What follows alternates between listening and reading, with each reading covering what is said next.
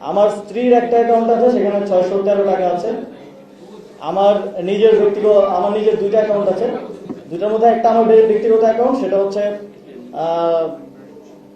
জনতা কোন ব্যাংক, এটা সোনালী ব্যাংকে। সেটাতে এটা আমার সেভিংস অ্যাকাউন্ট, এটাতে 9,930 টাকা আছে।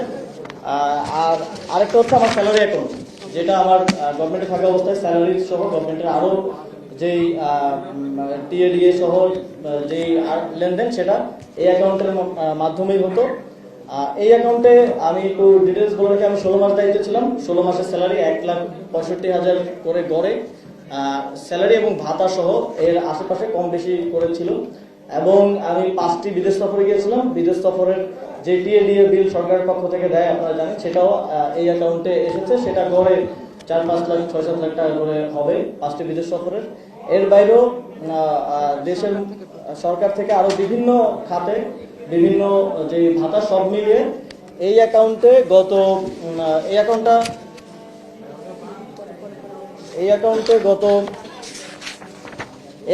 এখন আছে 9,78,626 টাকা। এবং এই অ্যাকাউন্টে মোট ট্রানজ্যাকশন, মোট ক্রেডিট হয়েছে আমার স্যালারি ট্যালারি সব কিছু মিলে, এবং সরকারের দায়িত্ব গ্রহণ করার আগেই 50,000 টাকার মতো ছিল। তারপরে সব মিলে ক্রেডিট হয়েছে মোট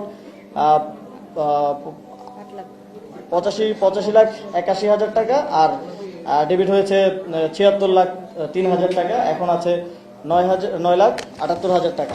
তো মোট আমার দুইটা অ্যাকাউন্ট মিলিয়ে মোট আছে হচ্ছে 9,78,556 টাকা। তো এই 85 লাখের মধ্যে আমি যেটা বললাম, স্যালারি আছে অলমোস্ট, গড়ে যদি 1,65,000 70,000 করে ধরি, তাহলে অলমোস্ট 25 লাখের মতো, 85 লাখের মোট টোটাল ট্রানজ্যাকশনের মধ্যে।